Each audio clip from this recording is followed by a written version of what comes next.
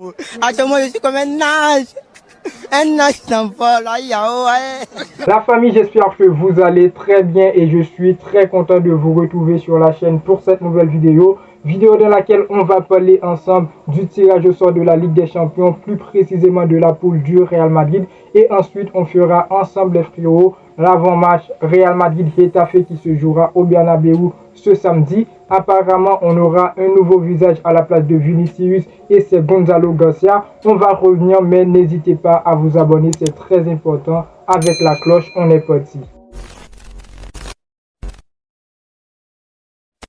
Juste avant que la vidéo commence, frérot, tu dois liker pour le référencement, pour me soutenir. C'est très important, comme j'ai bien dit, pour aider au développement de la chaîne et aussi lâcher ton meilleur commentaire.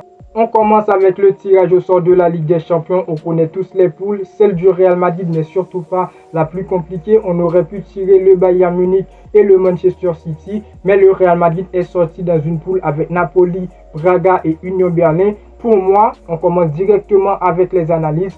Pour moi, les frérots, la poule du Real Madrid n'est pas une poule à sous-estimer. Je m'explique, le Real Madrid a été souvent surpris en Ligue des Champions par pas mal de petites équipes comme Sheriff, comme Shakhtar Donetsk si je ne me trompe pas. En parlant de petites équipes, je ne veux pas parler de Napoli. On sait tous de quoi est capable cette équipe de Napoli, qui a Osimhen, qui a Kvaratskhelia. Ces deux joueurs-là, c'est un duo incroyable qui pourra bien dominer la défense du Real Madrid. Donc on doit bien faire attention.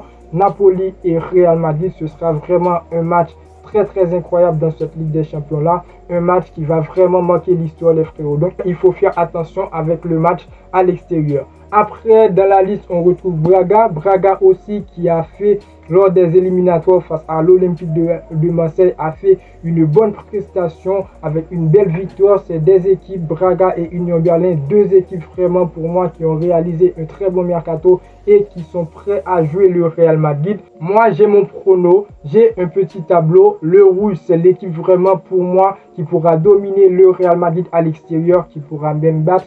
Ça, on ne le souhaite pas. Mais cette équipe-là, vraiment, il va vraiment dominer le Real Madrid, comme j'ai dit bien. C'est Napoli. Ce match-là, ce sera vraiment un match incroyable, soit à l'aller, soit au retour. Et après le vert, je mets Union Berlin et Braga. Ce sont les deux équipes pour moi, oui, qui peuvent réaliser grand chose. Mais le Real Madrid va les taper comme j'ai bien dit. Donc voilà, je donne mon prono. Je vois le Real Madrid terminer premier dans ce groupe. N'hésitez pas à me dire ce que vous pensez dans les commentaires. On passe maintenant avec l'avant-match, les amis. Le Real Madrid affrontera Getafe ce samedi à domicile au Bernabéu. Match de Liga. On va se focaliser sur 4 points. Déjà, l'adversaire, le 11, l'enjeu du match et mon prono. On va pas faire une vidéo avant-match très longue. L'adversaire déjà, c'est Getafe. C'est une équipe qui s'est engagée à la course du maintien depuis quelques saisons. Mais aussi, c'est une équipe à ne pas sous-estimer, à ne pas lâcher, puisque si on lâche Getafe, ils vont vraiment nous faire très mal.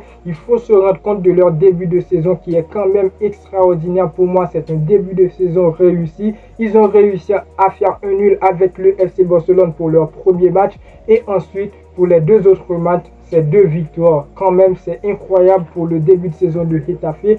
C'est une équipe vraiment qui a du monde.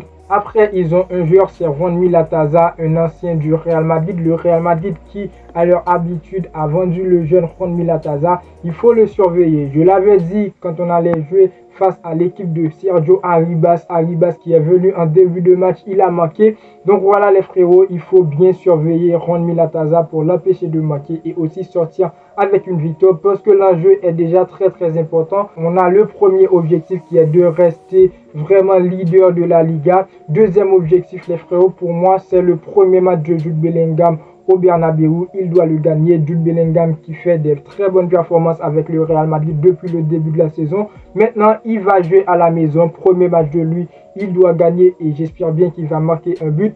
Apparemment, on aura le jeune Gonzalo Garcia à la place de Vinicius. Je ne serais pas surpris si je ne le vois pas débuter titulaire. C'est à l'habitude de Carlo Ancelotti, mais quand même, c'est un début très important pour ce joueur-là qui est nommé en tant que remplaçant de Vinicius. Et je pense aussi que c'est son premier apparition dans ce groupe du Real Madrid dans l'équipe première. Donc, même très important pour le joueur qui va avoir de l'expérience, qui va vraiment voir comment ça va avec l'équipe première. Donc, c'est tout. Je ne pense pas qu'il va jouer, mais quand même, je reste confiant qu'il ait quelques minutes en fin de match peut-être. Après, je vais vous donner mon 11, les frérots. Comme d'habitude, c'était le 4-3-2-1 pour le Real Madrid. Mais je pense que le Real Madrid va passer avec le 4-3-3. Avec les blessures de Vinicius, il ne sera pas présent. On aura besoin d'une attaque très très forte. Donc voilà, je vous donne mon 11. Voilà, au but, je mets Kepa. Dans la charnière centrale, ça ne bouge pas. À la barre, Rudiger. En latéral, Cavaral, Franck Garcia. Au milieu de terrain, les frérots, je mets Kamavinga, Tchouaméni,